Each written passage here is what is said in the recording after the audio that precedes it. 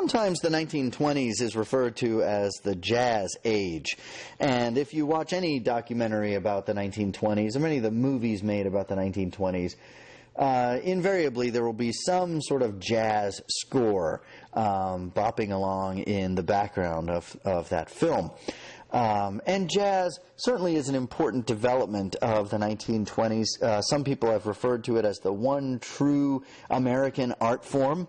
I'm not sure if I agree with that entirely, but it certainly does evolve in the United States from a number of earlier forms of music, evolving out of the ragtime and the blues, some African musical influences, slave spirituals kind of play a role in the evolution of jazz, and so you kind of Cuisinart all of these different ingredients, and by the 1920s you have jazz music as it was known. Again, one of the things to note about jazz is it became very popular with white audiences as well, although most of the performers and the most successful performers were black. There were a number of very prominent singers, among them Bessie Smith, but perhaps the most famous of all the jazz musicians was Louis Armstrong, or Louis Armstrong, as he was known. His nickname was Satchmo, after his huge mouth. As a child, actually, he was nicknamed Satchel Mouth, and came to be known as Satchmo. But that became part of his signature style. As this painting suggests, he was known for just this dynamic, electric smile. He was an incredibly energetic and appealing performer. He would always be drenched in sweat. You see him there with the little handkerchief that he would sort of mop himself off throughout his performance. And he was beloved by black audiences and white audiences alike.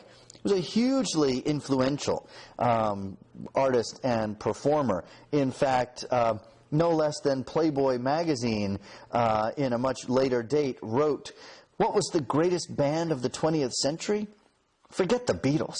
It was Louis Armstrong's Hot Five and its subsequent incarnation, the Hot Seven. These bands altered the course of popular music." Louis Armstrong recorded music almost to his deathbed in 1971. He had hits all through the 20s, 30s, and right up through the 1960s. The Harlem Renaissance is also known for the prominence of black writers who in many ways kind of provide the lyrics, the words behind the Harlem Renaissance. The writings of some of these black writers are sometimes referred to as jazz poetry, because it almost seems that they are, again, providing the words that go along with the music of the age. Perhaps the most celebrated of the writers of the Harlem Renaissance, and among the most well-read, is Langston Hughes. Langston Hughes is sometimes thought of as the Pied Piper of the Harlem Renaissance. He was the guy that the other writers were reading. He was the one that people were looking to for their message.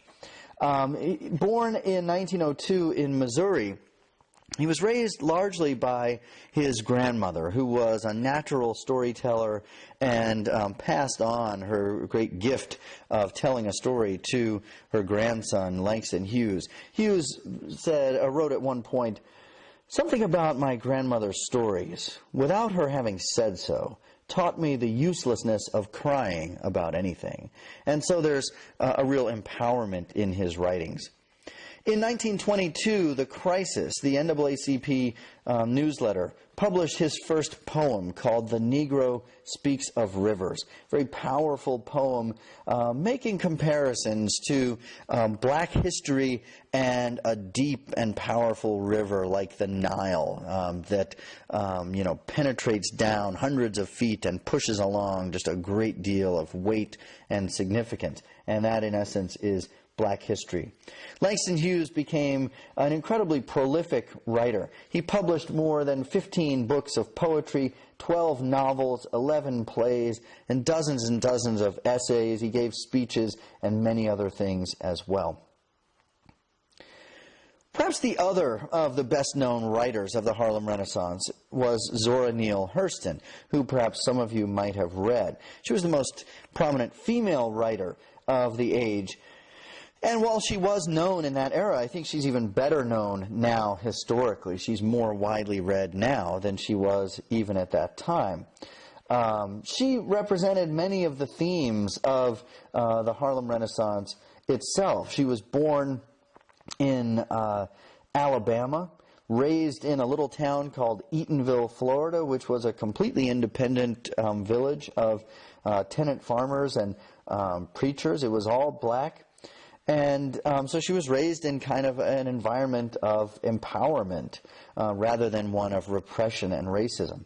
And then in the 1920s, she moved to New York, and so she participated in this. And so her writings represent a lot of what the Harlem Renaissance was all about, this idea of movement from south to north, the message of black empowerment. Here's just a brief statement from her book called Jonah's Gourdvine. And black men's feet learned roads. Some said goodbye cheerfully, others fearfully, with terrors of unknown dangers in their mouths. Others, in their eagerness for distance, said nothing. The daybreak found them gone. The wind said north. Trains said north. The tides and tongues said north. And men moved like the great herds before the glaciers. Zora Neale Hurston wrote a number of books. Many of them were about African American folklore or African kind of folk stories. But she was best known for her masterpiece called Their Eyes Were Watching God. This was actually published quite a bit later in 1937. One of the things that Hurston wrote and talked about was not wanting to be kind of penned in as a black writer or a female writer. She was a writer. She was writing about the human experience, regardless of race or gender. Here's one of her statements later. From what I had read and heard, Negroes were supposed to write about the race problem. I was and am thoroughly sick of the subject. My interest lies in what makes a man or a woman do such and so, regardless of color. Finally, I want to mention a number of the artists of the Harlem Renaissance. And of course, the Harlem Renaissance is also known for the artists themselves. Starting with William H. Johnson, who is perhaps my personal favorite, and for those in South Carolina may also be a favorite. He was born in Florence, South Carolina, and if you ever manage to go to Florence, in the museum there is a collection of William H. Johnson's works, including some of his very early works. Johnson, born in 1901 in South Carolina, eventually moved to New York. So again, we have this participation in the Great Migration, movement north. He's in Harlem. Eventually moving to France, as a number of artists did, in some ways to kind of escape the racism of the country. And again, many of these artists achieved greater fame abroad than they did at home.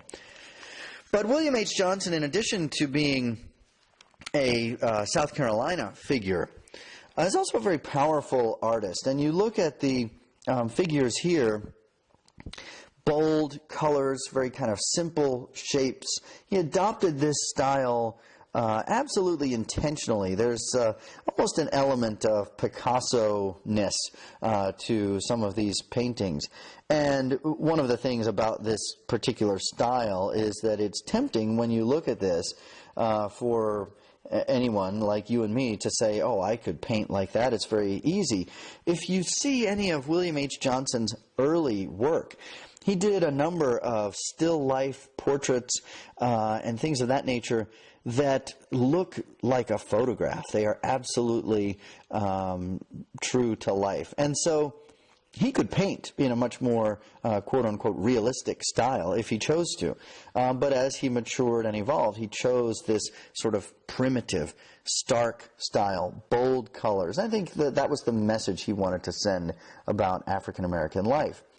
The other interesting thing about the work itself, and of course you can't pick it up just looking at a PowerPoint like this, but he often painted using materials and on materials that were native to black life. And so he painted a lot of his paintings on cardboard or on corrugated tin or using layers of cloth or on a burlap sack or something like that. And so that's part also of using this kind of style.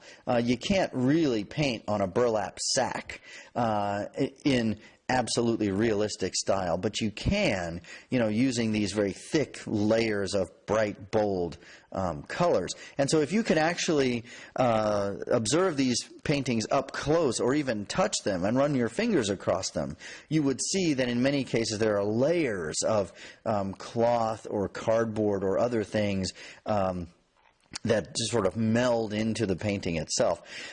This also creates something of a problem for William H. Johnson's legacy, because we can only guess how many dozens and hundreds of his works have not survived to the present day. Paintings on cardboard back in the 1920s almost certainly have corroded and disappeared by today. The other artists I want to mention may be more broadly known than William H. Johnson, although, as I mentioned, Johnson is a favorite of mine. Lois Mailloux Jones, you see some of her paintings here. She also represents some of the themes of the Harlem Renaissance. One of them was that she traveled back and forth between the United States and France because she struggled to have her works accepted in the United States.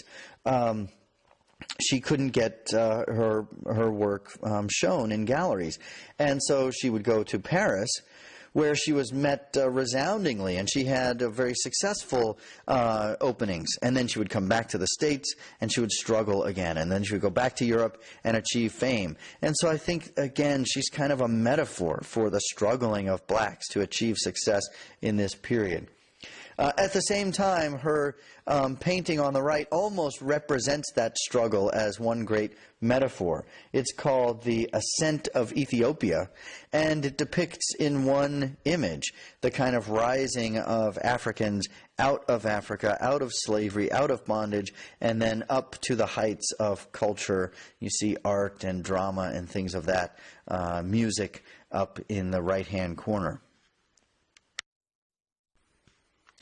And then perhaps the most famous artist of the Harlem Renaissance, considered by many the best artist of the Harlem Renaissance, although such things are very subjective.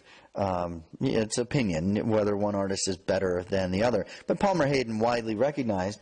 And again, he represents this movement from south to north. He was born in Virginia, studied in New York and lived in New York for a time, and then ultimately settled in an artist colony in Maine.